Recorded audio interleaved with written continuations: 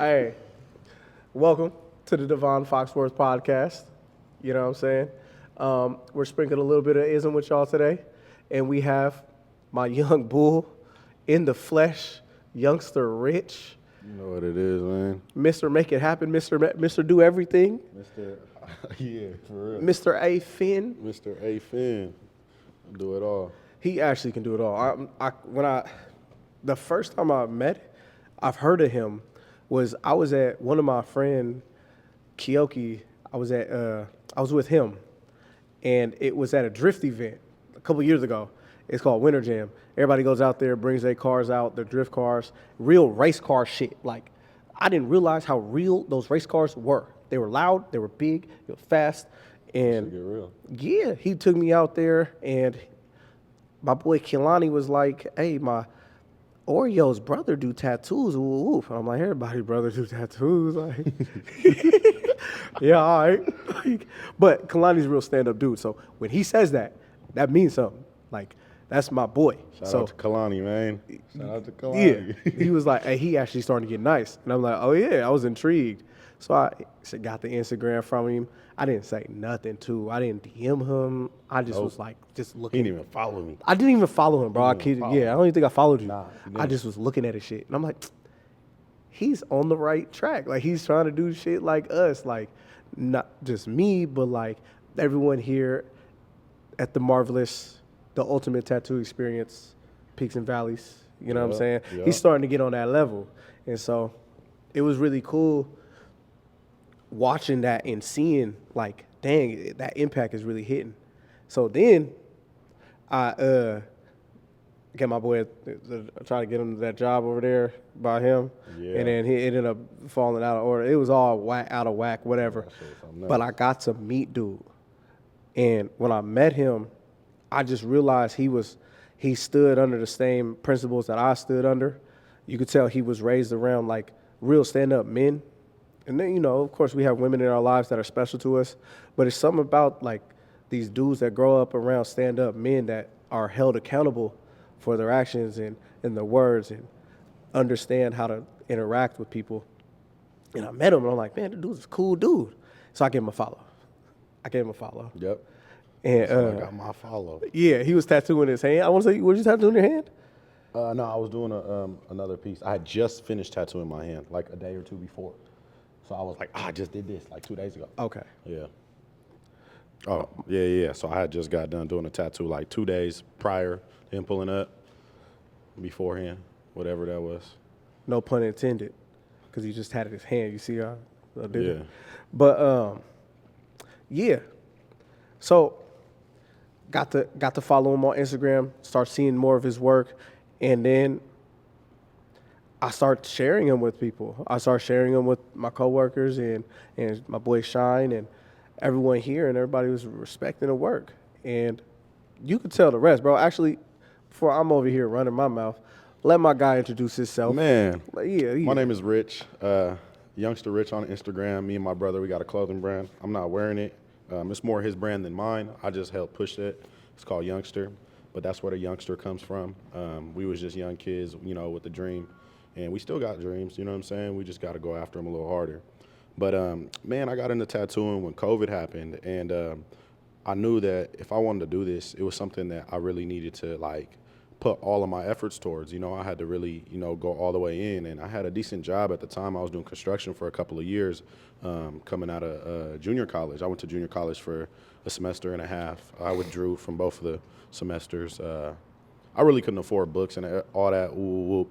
But anyways, the whole shit, like, I was like, man, I'm going to do this. So I ended up quitting my job during COVID and started tattooing in my garage. And I would watch YouTube. I actually would walk up to, I went to like 3 shops. One, I don't want to say race or anything, but motherfucker didn't even talk to me. And I was like just sitting there like trying to show people stuff. And it was like, all right, no one's going to just approach me or say anything to me. So I just walked out. Second time I personally contacted someone on Instagram, and they was like, man, like, I can't give you my sauce, bro. Like, basically is what it was. He was like, I can't tell you, like, I spend a lot of money and time figuring out what I've been doing and using. So, you know what I mean? You're going to have to figure that shit out for yourself. And I was like, damn. That's cutthroat. Damn, That's really that's- cutthroat. yeah, boy. And I was like, man, I ain't never you brown, heard we that brown, shit I'm brown before. too. I mean, we different browns, but what's up? And then God, and then it just told you straight up. yeah, like, like I can't tell you my sauce.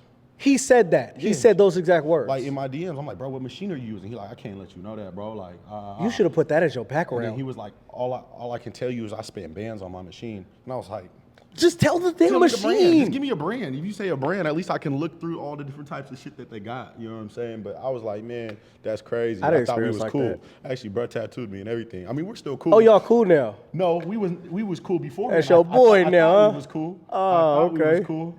And after that, I God just looked at damn. things differently. I'm like, I see how it is. You know what I'm saying? Niggas be scared to let other niggas eat, but at the end of the day, I wasn't tripping. It just kept pushing forward. And I had several jobs, bro. And I ended up meeting a dude that I worked with. I used to sell cars for a month. I sold cars for Affinity and Volkswagen and Fairfield for a month. I sold 7 cars in my first month and got 0 commission. So I God quit. damn. Yeah, so they were like, "You're gonna be a superstar." I was like, "How you make no money?" Like nothing, huh? They make no money, so I dipped. But I ended up meeting a detailer there, and he was doing tattoos like in his own little garage, private studio thing. Years later down the road, I ended up running into bruh, and he had a shop now. And I was like, "Hey, bro, like, what's up with you, bro? Like, you remember me from He like, "Oh yeah, you was a bro with the UWAP." And I was like, "Yeah, bro." Like, Wait, man. time out. You're going really fast, Youngster Rich. We have viewers from all over the world. What the hell you just say? You said you talked to bro with the UWAP? I talked to bro, and he was like, "Oh yeah, you was little bro with the UWAP because You little so bro with the UWAP. The UWAP can mean several things. The UWAP is just like Yeah, we need to get a you can handbook. use that Okay. in different contexts, like, and it could mean several different things. But basically, in the context that he was using it, because I've been into the drift car thing since I was 16 years old. My first car was a drift car. I bought it myself.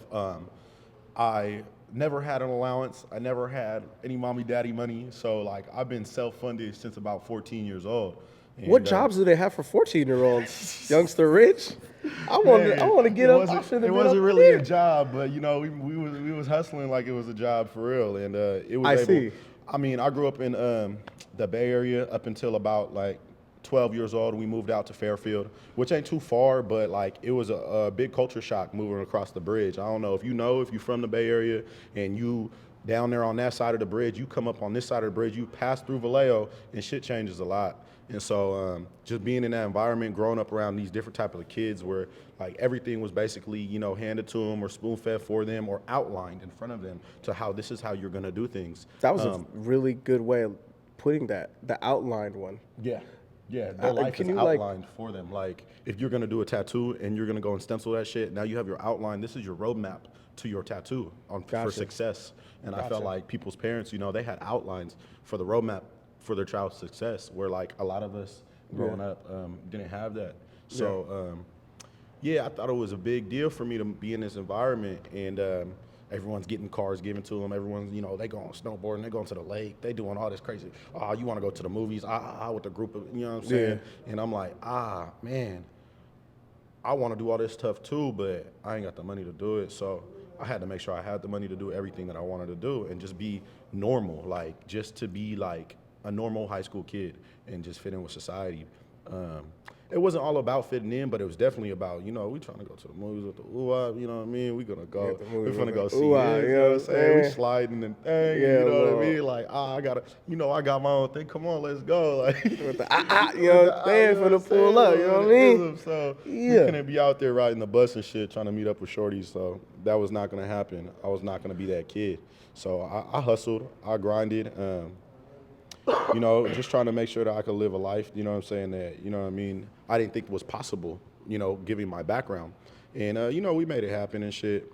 But back to the tattoo part, bro was like, we used to pull up to the dealership and, you know, everything, you know, comes, you know, in different waves. And when I was in the early stages of my drift car life, when I was 18 and I got that job at the dealership, when you trade in a car, no matter what tires they put on the car, like, or come on the car when they trade it in, if it's a pre-owned certified vehicle, they're supposed to put new tires on that vehicle. So you can have some good ass tires on your car, trade it in, they're gonna take them tires off and put new tires on and sell it. And they're gonna sell them new tires on the car when they sell that car. So them tires that was on the car, they're gonna throw them in the back. And so I used to pull up to the back where bro used to detail, and I used to take the tires because that was basically, I mean, So you was up there stealing that. I wasn't damn job. stealing, bro. Like, He was steering I from got- them good old people over Nah. at Fairfield Ford and Chrysler Ram. Nah, He was stealing from I them. got like a little bit of like, man, if no one sees you, it's They good. better I'm send like, you an invoice. That boy is stealing whole ass wheels Yeah. So to go burn them up. yeah, I used to go grab tires and shit, so that way I can go, do my thing That's with my tight. car and stuff. Yeah. But yeah, I ran into bro at the shop, and I was like, man, I've been thinking about fucking around with this, and he was like, you can't just fuck around with this shit, bro. I've been doing this shit for 10 years. Whoop. Blood, sweat, tears went into this. Like, you think you could just fuck around? Like, man, I was like, whoa, bro, like, my bad. I was just looking for a little bit of guidance on how to start my career in tattooing. And yeah, that was the third person I realized they wouldn't want to give me no game. All different, shades. Sorry to interrupt you. I just wanted to ask you about that a little bit more because you said he had a problem with you saying fuck around, but you think I think that was the problem. because it was the way I worded it. You speak a different language, right? Yep. So we're hearing right now. This is a real Bay Area vernacular. You feel me? Like Yeah. you really talking that ism, man. I mean, And it's because some people don't pick up what you putting down, player. So Yeah. but I can easily see how somebody would be like, man, it's not fucking around. To him, fucking around is like a joke. Yeah. And honestly, from me and from my perspective, I know what that means. But if I didn't know that perspective, I would Yeah. hear that and be like, man, I put 10 years in. Yep. Like, don't play with my shit. Like, Yeah. this is what I do. And that's why a lot of people don't take apprentices, you feel me? And they're real picky on who they have around them. Like I said before, like, I'm really picky about who I have around me, myself. So I can see him thinking that. So it could have been a miscommunication on that Nah, part. most But definitely. he could have had the patience to hear you out, too. Most definitely. You know what I'm on saying? both ends. And I look back on that and I do realize that because as we start going places, Mm-hmm. like I've never been too many places and now we're starting to go places and I'm starting to say things and shit's starting to get like miscommunicated because Mm-hmm. of the lingo that I'm using. I'm like, wait, y'all never heard like fuck around? Y'all saying you fucking with me? Like yo, you never heard that before? So yeah, sometimes yeah, that's a big deal. You know what I'm saying? Just the way that things are worded, they could be misinterpreted. And now I know that. And looking back, it is what it is. But I just went ahead and did my thing in the garage, and I started watching a lot of YouTube. Watching a lot of Instagram. What's the YouTube that you watched, my good sir? The one that I watched the most, I was watching Shine Studios with your boy, Devonne Foxworth in there. One of a few that's really doing his things out here. Hey, no, that's just one of many. Just a small head on a big body. You know what I'm saying? We just doing our thing out here. Facts. I swear, what you wear, like a 7.5? I don't know, nigga. What you mean? You said a small head on a big body. That's probably a 7.5, huh? I'm Little giving peanut an head. analogy. That boy got a peanut head. What I'm saying is the shop is the big body. I'm just a small Yeah. head. It's like a that's what I 7-headed wear. dragon. You know what I'm saying? We like a Yu-Gi-Oh card or Hey, something. boy, You know what I'm saying? All I know is you got a 7.5-inch New Era fitted cap. You got a peanut head. I ain't gonna lie, bro. As soon as you You touch can see 8, me. I really got as soon as gloves you in the touch car. 8, Everybody in this building know I got gloves in the car. hey man, we done We brought can handle that that. up. We done brought that up. I mean, they ain't never really came out the trunk. Yeah, we He can done bring the talk gloves about, up, He done too. talk about they can come out the trunk like 10, 15 I gave you times the option. now. You They never don't never took come it. out the trunk. I gave the option. These young men, they've never took that option. They could definitely get that option. Man. I ain't gonna lie. We already did the jujitsu, John. Yeah, You know what I'm we did. saying? We did. You know what I'm saying? Hey, he a purple belt. I'm not a purple belt. Don't let that get out there. I'm not a. Hey, y'all. He a purple I'm belt. Not if a you want to purple roll belt. with Devonne Foxworth, No. comment, like, No. subscribe. Nah. Y'all can comment, like, and subscribe. Yeah. But don't roll. With Let us me. know what belt you are. Yeah. Nah, yeah. for real. Let us know what belt you are, and then we can handle that. But Nah, real shit though. Like when I seen him on the YouTube and then on Instagram, I thought it was a big deal for me because you don't see people like even like what Tyrese is saying. I know I'm. Look at me. this is a people- different video. They don't know what Tyrese okay. was Well, saying. But if you what want to know what Tyrese Tyrese was was saying, you can go down and we'll put it somewhere. You can find it on our channel Yep. with me and Tyrese. Yeah, y'all gotta watch that video and you'll see what I'm talking about right now. But you didn't see a lot of people that look like us in, particular. And even though we're all different shades, like we all are African American males here in, California. And you get treated differently from all different types of aspects. Like sometimes it may seem like this or that, but to me sometimes I be feeling like, man, they think I'm like all different types of crazy just because I'm a little colored, whatever the case may be. And sometimes people don't even think I'm black. Some people think I'm Dominican or Puerto Rican or Arab or all different types of shit. But at the end of the day, like being a man of color, you get treated a little bit differently. And in the tattoo industry alone, you don't see that shit often at all. You do not see too many men of color out here doing like quality tattoos. I have to put that out there because you do see a lot of dudes of color and they think that it's okay for them to just be mediocre or just. I gotta interrupt that, bro. I'm sorry. Well, I'm not sorry. I'm not gonna lie. But what I honestly think is like the exposure. Yeah. And exposure, and you know, you were, I don't want to say luck, but you were lucky enough to have the network to find people that are willing to teach you. And in a lot of places, we don't have access to diversity as much.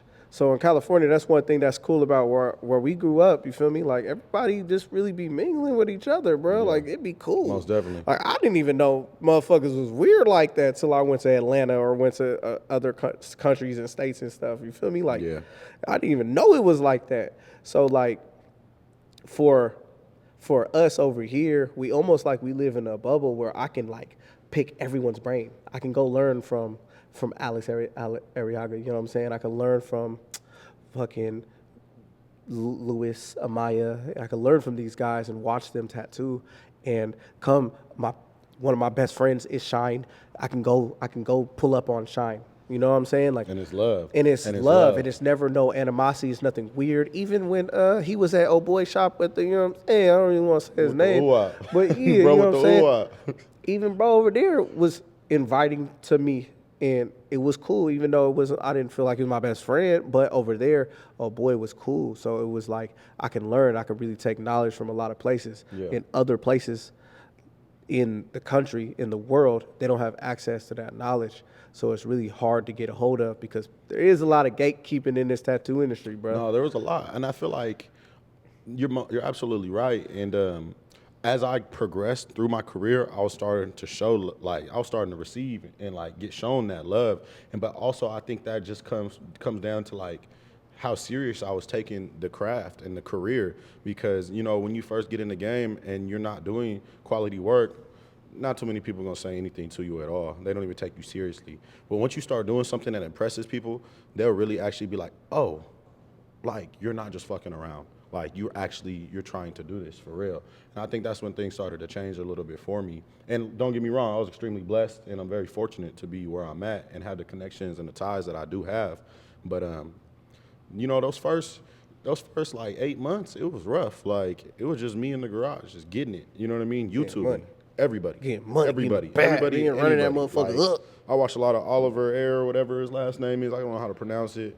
I watched a lot of Lil B. I was watching a lot of Shine Studio. Shout out Lil B. Lil B's tight. I ain't gonna lie. Tap in, bro. We need to link up, bro. That little pepper shade shit that he be doing. I used to try to do that all the time. Yeah. And it just takes a long time. It's a nice look. I would love to do more pepper shading tattoos, but just, you know. Do you feel like now? I feel like you actually know that technique. Yeah. So if no one knows who Lil B is, a lot of us tattoo artists, really black and gray artists at that, he was one of the first artists to really start vlogging and like documenting his progression over the years. And he got to that next level of just being dope. Like we got to see him be like, all right, and then he got dope. And everyone followed him. Yeah. But I feel like nowadays a lot of people picked up that technique and people use it in different ways and use it as a tool. Just like every other technique, just like packing black, just like the Japanese artists do with their packing black.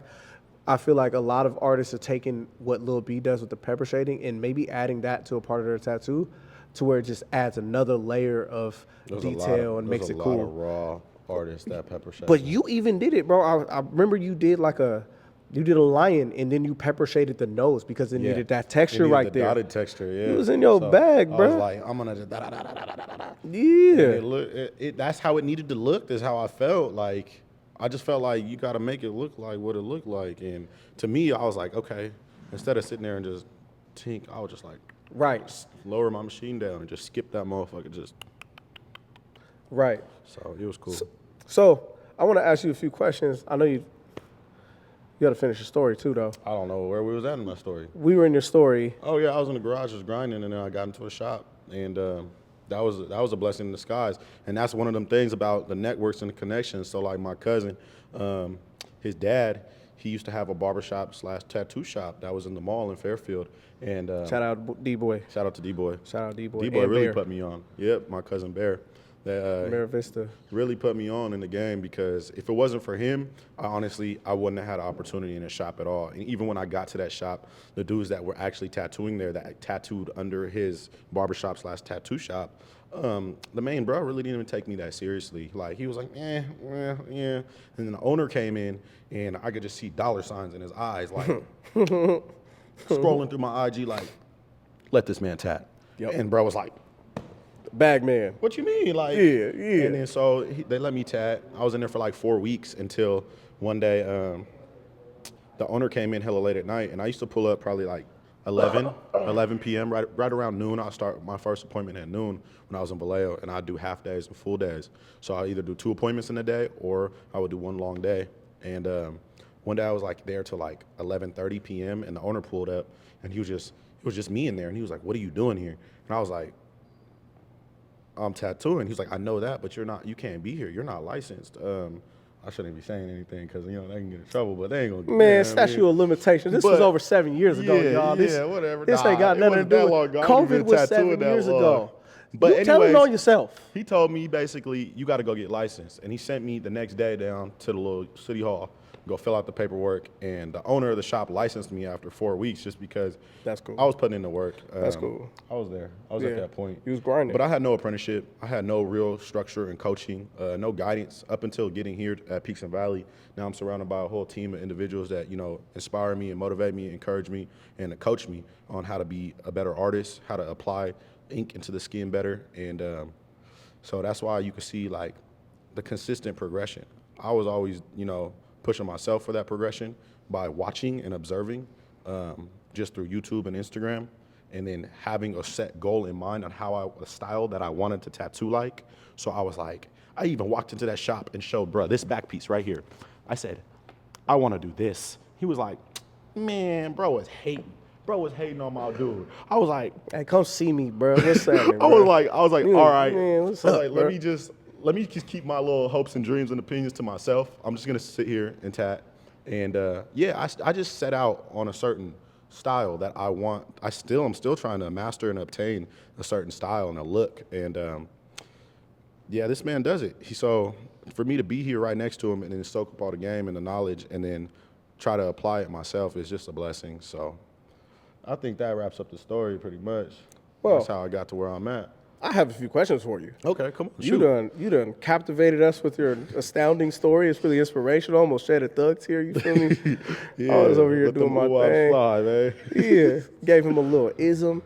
So like, I want to sprinkle some ism onto the world with whatever ism you got in there. You know what I'm saying? Okay, I know you got whatever's some left. ism. Whatever's left. You got know it. what I'm saying? I You just got sprinkled some. it everywhere in all different little fields of all different things in life. Like I said earlier, I hope they pick up what you putting down. You feel I me? still got a little left though. But you're now an artist. Like you're a real, like people don't grasp that us tattoo artists, like sometimes my family doesn't grasp that. Like my dad one time, he asked me, he was like, what you doing with them dangly earrings on? That's for girls. And I was like, bro, I'm literally an artist. Like I do draw whatever I pictures want. every day. Like I can wear anything I want. You can wear anything you know, want, I'm bro. free. Like Yep. it don't really matter. Yep. So you're an artist for a living, right? Yep.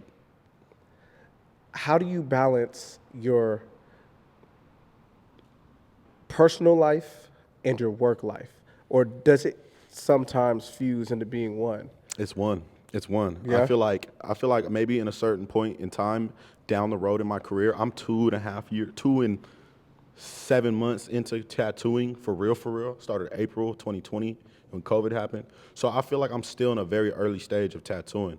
And I feel like this is how it has to be. Like my whole life is I eat, sleep, breathe tattoos. Like that's what it is right now. I work a lot.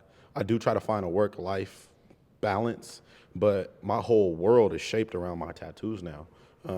Where I can see a lot of people probably understand that, like, if you're a basketball player, your whole life is shaped around basketball. If you're a football makes player, sense. your whole life is shaped around football. Yeah. Like baseball, etc. I mean, if you're a fashion designer, your whole life is shaped around fashion. Even the shit that you do when it's not you're working, like you're still doing fly shit.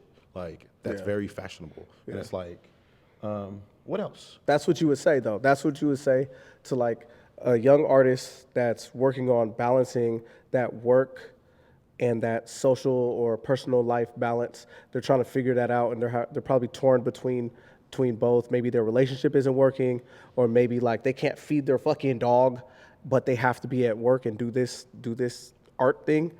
Like you would tell them just go all in. Yeah. Get a dog that fucks with your art. Yeah. Like get like a girl that fucks with you to Yeah. be working and doing most your definitely. art. Most definitely. That's huge. I see what you're saying. That's definitely huge. You got to have people who support your vision and your dream, or else they're just kind of tearing you down. And I think that's huge. Like even with me in my personal life, I've been trying to incorporate like different mediums of art into my personal life. Like I got an easel now.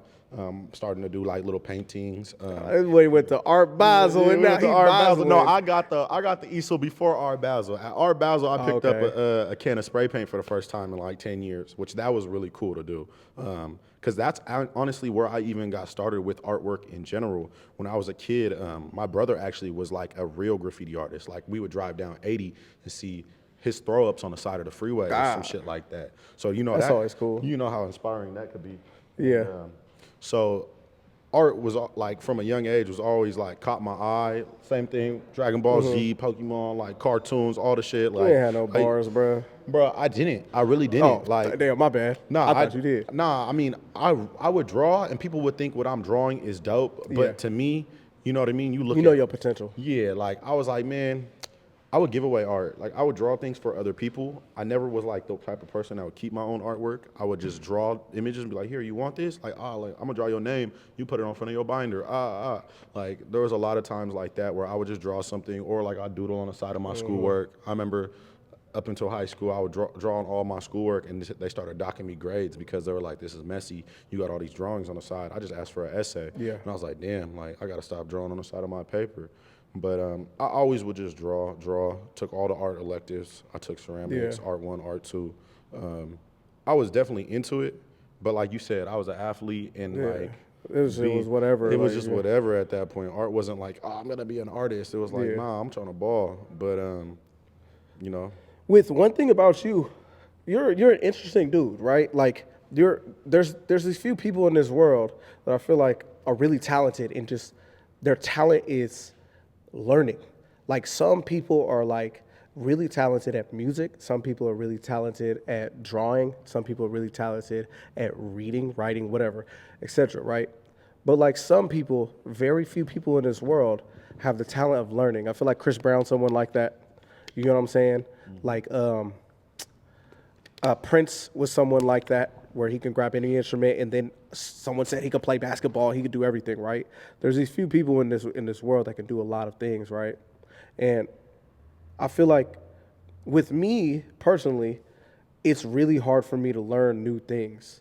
I don't learn new things fast, and it takes a lot of repetition and failure for me to learn new things. But I keep trying, and I keep trying, and I keep trying.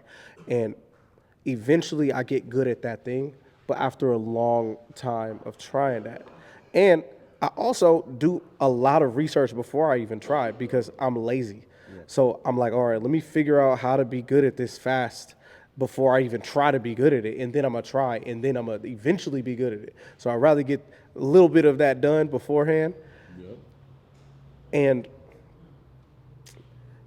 I feel like you don't need to do that shit. Like, nah, but can you give advice on how someone can learn better? I feel like it's exactly what you said though. Like What you is? have to do the research, the homework. You have to obtain the knowledge. And this is to learn better, right? Yes, this is just learn better in whatever avenue and field and whatever you're trying to do. I just honestly I feel like growing up, I just felt like I could do anything. Like there's nothing that I can't do.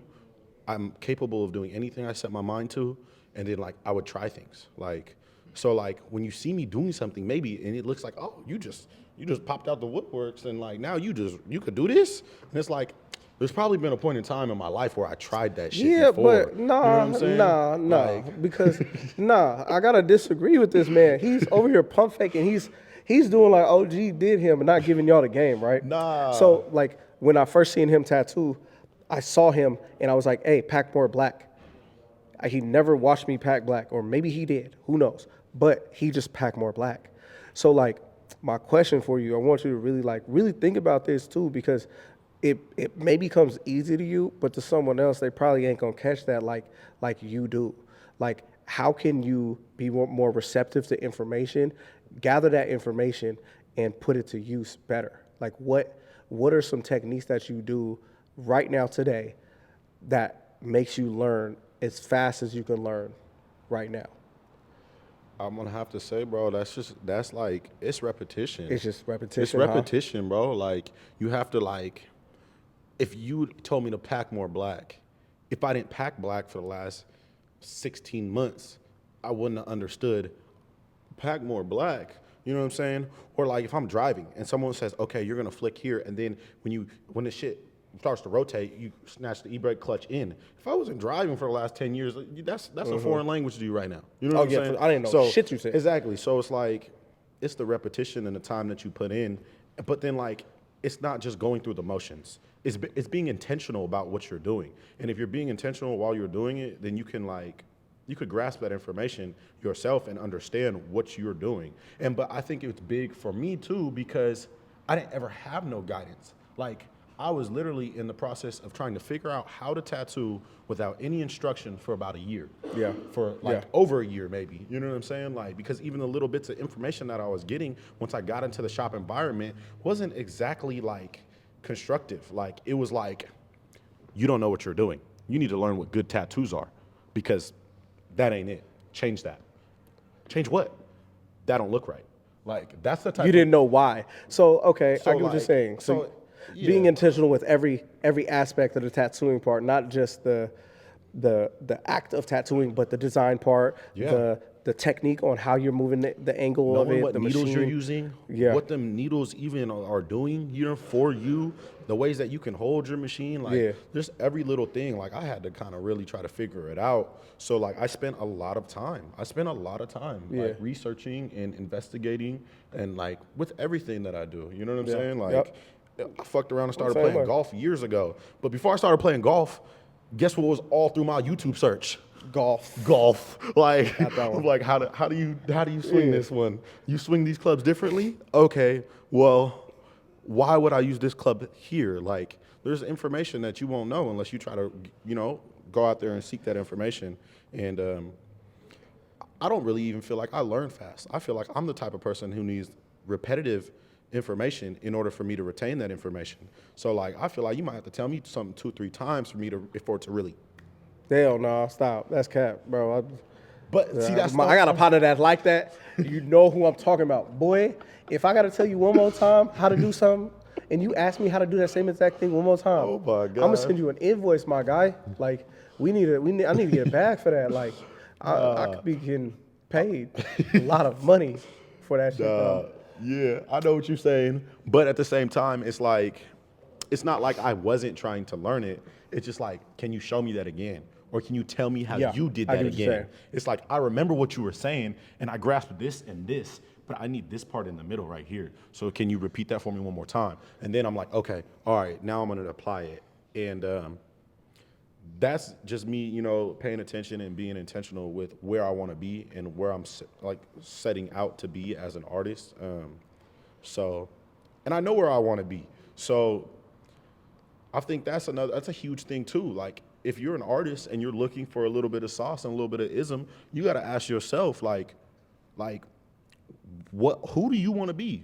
What do you want your tattoos to look like? And what do you want people to think when they see your artwork? And those are like 3 questions you should go over and understand for yourself. Because once you start to understand that, then it'll help you navigate yourself in that direction. And like, I seen some shit like Justin, like Creative Soul, had posted today, and it was like, shout out Creative Soul, my guy. Creative Soul. Hey, we gonna talk about that later. So we're gonna talk about when we got to meet Creative Soul. He's a real solid dude. Continue. But he had a lot of good information. He has a lot of great information all across his Instagram. But there was one that he posted today, and it was like pertaining to like, you have to niche yourself. And that one hit home for me today because I was like, you know what? I looked at my Instagram. I'm doing some pretty tight artwork right now. But if you look through it all, it just looks like I'm doing everything. Like, so we're like, now it feels like. What Shorty say? Go ahead and say what Shorty say. Go ahead and say what Shorty said, bro. Said what? We be on my podcast. Hey, check this out, y'all.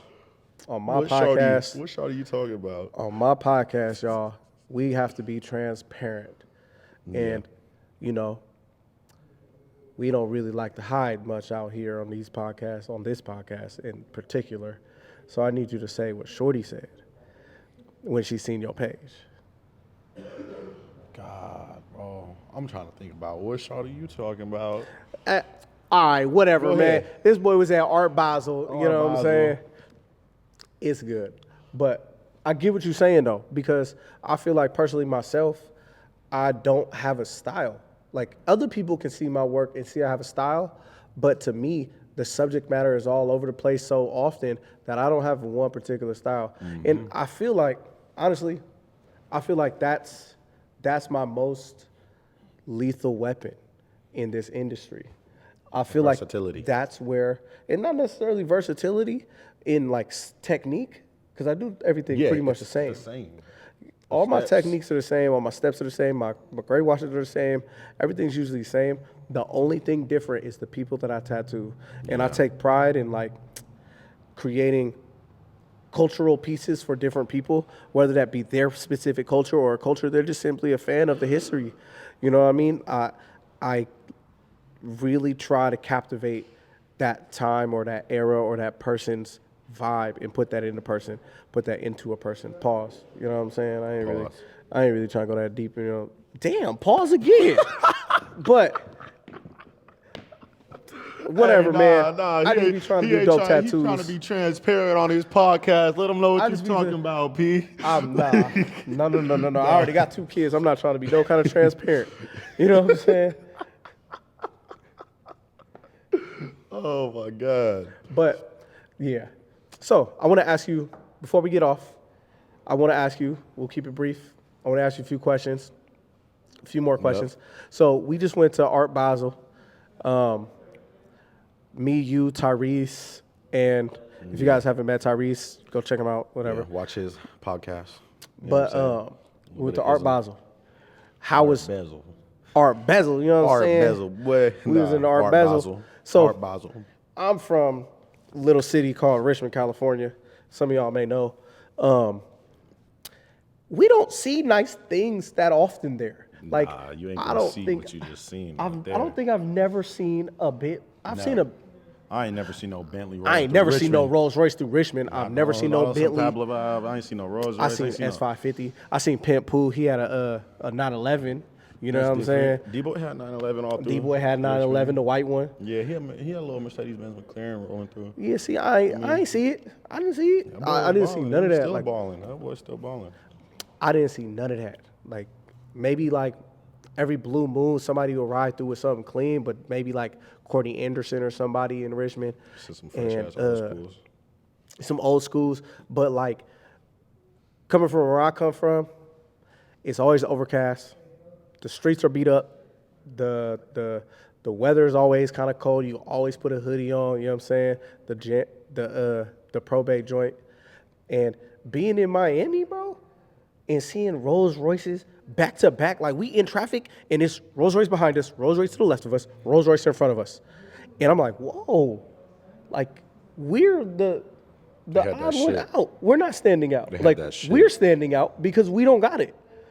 And it was really inspiring to be around like that type of environment, to where it's like, to me, honestly, I feel like everyone that out there has a like mind like me. Like, I deserve this lifestyle. I deserve to live in good weather. I deserve to drive a nice car. I deserve that because I'm willing to put the work for it. You know what I mean? And it was me being in Miami and seeing the high rises, seeing the beautiful sunset, seeing the sunrise. I didn't get to see the sunrise. Oh, well, I did one time. But seeing seeing beautiful people. Everybody has nice skin. Everybody's dressed nice. Like, Everybody's dressed nice. Fly. Every single person is dressed nice. Where here, That I'll was be the like, damn, flyest I'm shit doing I've too ever much seen. every time I pop out. You feel me? But like there, I was like, dang, I didn't do enough. I'm shopping on the road. Like, let me buy something else. We were blending in. That shit was like it's regular for them out there. Like it's so regular. Like that was crazy. Like They thought my boy was Puerto Rican. Shorty started speaking Spanish. I had the braids locked and down, so- he was off the tequila too. He was starting to speak So, like, Spanish back, drinks. and I didn't even know he knew that. I didn't even know he knew Spanish. Bro, started speaking Spanish. You know what I'm saying? You got to know a little bit, you know what I'm saying? Can you when tell look us like this? Can you tell us a fun story about your experience at Art Basel for the first time, right? Yeah. For the first time, you know, we were out there. We got to really see a different lifestyle than what we get to do. Yeah. What like stood out to you? Give me a story. Give me something. I mean, there's a lot of shit that happened, bro. And like a lot of it I'm not even gonna really get into deep, but one of the craziest things that really it stuck out and it hits home, bro, we walking down the street just popping through spots. Our first night there. So we just trying to find some cool places to go. We hit this one little spot. We walking through, we walk across the street, we see lights and shit. Like, Oh, you talking about old boy birthday? Yes. Moshi's birthday. Moshi, if you Instagram, bruh, you ain't even gonna think much of him. He maybe got like 4,000-5,000 followers. It ain't Probably even 500. He don't even care. He don't even care. sure. You think social media shit don't even matter. Bruh's a billionaire. He probably what was it like 10 million properties or some crazy shit? Like 10 million square footage of property in 10 million. Wynwood. Yes, in Miami. Wynwood, in Miami, in that little heart of it. Bruh owns all of Miami, or all of Wynwood, basically. Bruh is a billionaire. And he threw Hey, shout out Moshi. We shout trying to go out to your Moshi. birthday Yeah, again, bro. next year, we back to Moshi's birthday party, because we just walked up, and we like, man, this shit look crazy. Like, lights, whole DJ, little whole, like a concert, like a stage, I gotta give myself some credit too, bro. I ain't gonna lie.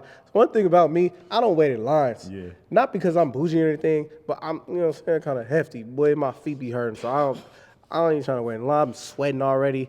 I honestly, when I put on clothes, like after 2 showers a day? It's 2 shower minimum. We'll talk about that later. But when I put on clothes, when I have jeans on, I always feel like I'm in a costume.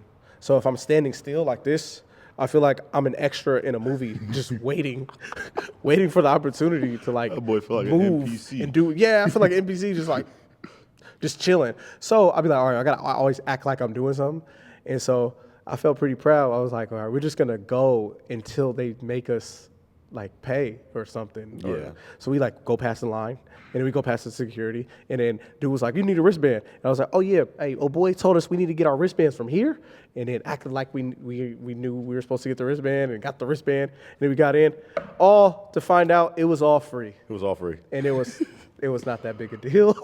Moshi wasn't tripping. wasn't tripping Moshi off owned the us. whole city of Wynwood, basically. I thought I was him. He was not tripping.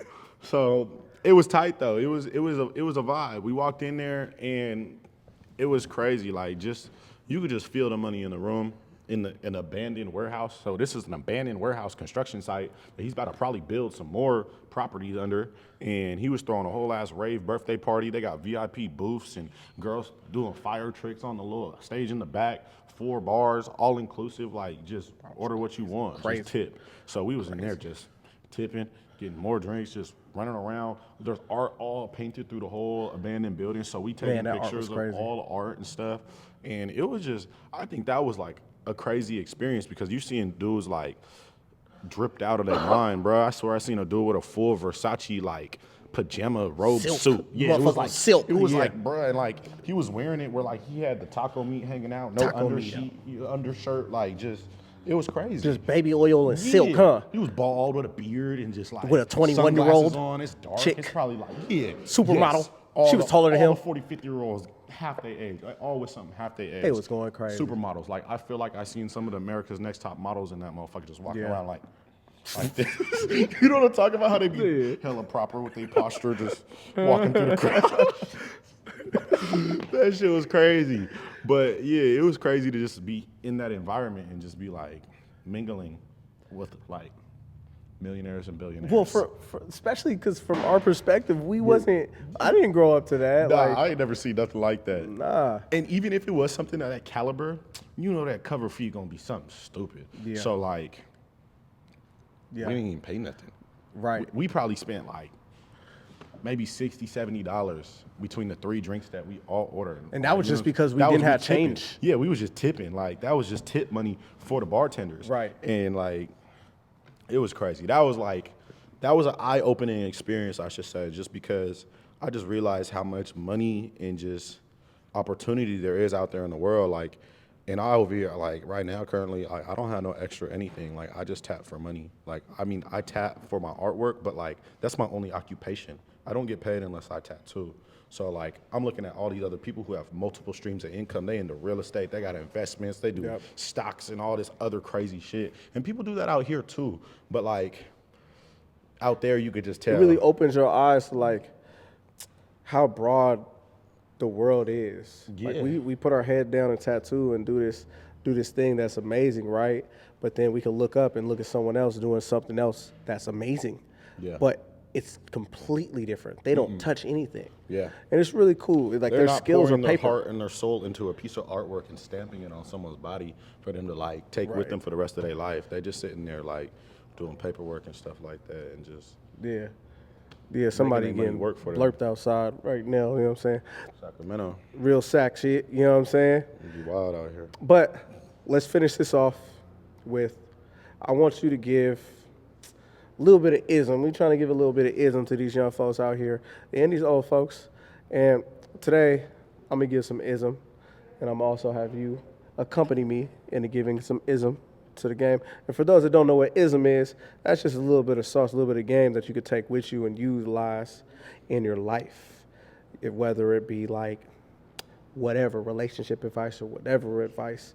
But my little bit of ism would to be, like he was talking about, really care about what you're doing and being intentional about what you're doing. So whether you're a rock star or whether you're a accountant or you're a construction worker, really be intentional about how you're doing that job. And that's how you get rapport and people to respect what you're doing and people to acknowledge what you're doing. And that's how you level up in this world. You never level up with somebody, or you never level up in general if you're cutting people off, if you're doing people bad. But you always want to be intentional, like really go crazy at what you're doing, really love what you're doing, and enjoy that process. Genuine. Like when I be at fucking Chick-fil-A, I'll be like, man, this kid really got it down. And they're really being intentional about being a good kid, being a good person at this job, because you only here right now. So why not just take advantage and have a good time while you're doing it? You feel me? most definitely. Really go crazy at that shit. Most definitely. So what little bit of ism can you give them out there to take away from you? A little bit of ism I would have to say is like how you said earlier, just being surrounded by like solid individuals, solid men, you know what I mean, that kind of steer you in the right direction. And one of the little piece of information that when I set out on my journey that I was told by somebody who don't even know about tattoo artwork but knows how to be successful, I looked up to one of these, one of my partner's dads, and he was telling me about like, you know what, bro, like, and he used to really like, you know what I'm saying, fuck with me. So he told me straight up, he was like, I don't know nothing about tattoos or artwork in general, but I'll tell you about something to be successful. Look at someone that is successful in the field that you are aspiring to be in. So in my case, I want to be a tattoo artist. Look at someone who's successful at doing tattoos and aspire to be like them. Doesn't mean you have to be, the exact copycat replica of that person, but do what they do. If they're successful and they done did this, this, and that, and if you do that same exact shit, 9 times out of 10, you're going to end up pretty damn successful. So just aspire to be like someone and don't have no shame in that. Like, you know what I'm saying? Like, I feel like that's what art is. Like, as artists, we're inspired by other artists. So you'll find yourself like inspired by this person or this person and this person. And I think that's when you put all of those things that you're inspired by together, that's when you find your own little niche and your own little style. And that's going to create your own little lane for yourself. And so, don't put no little in front of that, man. Don't put no little in front of no lane. It's going to create a You know big lane, I guess. You know what I'm saying? Little in front of no lanes over here, big dog. We got big lanes. You know what I'm big saying? body shit. You know what I'm saying? Yeah. I'll take up the whole freeway now. Yeah, taking up big parking spots, big. Rich has a nice car. He has a few nice cars. This boy got But nice I ain't even cars. finna tell his business. I don't want y'all after him because he's actually a really nice guy. And Yeah. he's really kind when it comes to those gloves. And if you want to share the Man. gloves with my boy Rich, he's got really him. nice. We got him. I don't think he'll be able to touch you or hurt you in any type of way because I don't think he has the capacity to do that. So try him. Whoa. The sarcasm. Whoa. But that was it. I want to say thank you guys for watching. If you aren't subscribed, subscribe. If you aren't commenting, you need to be commenting. If we're saying something wrong on here, bro, argue with us. Let us know, bro. Like I'm not shy. I'm not like scared of y'all. But I also want to hear what you guys have to say. So like, correct me if I'm wrong. You feel me? I'm really receptive to information, just like Rich is. He's a young bull in this thing, and we want to hear it from y'all. We want y'all to like, comment, share, follow Youngster Rich on Instagram. Follow me, Devonne Foxworth, on Instagram. And that was the Devonne Foxworth podcast. See you next time.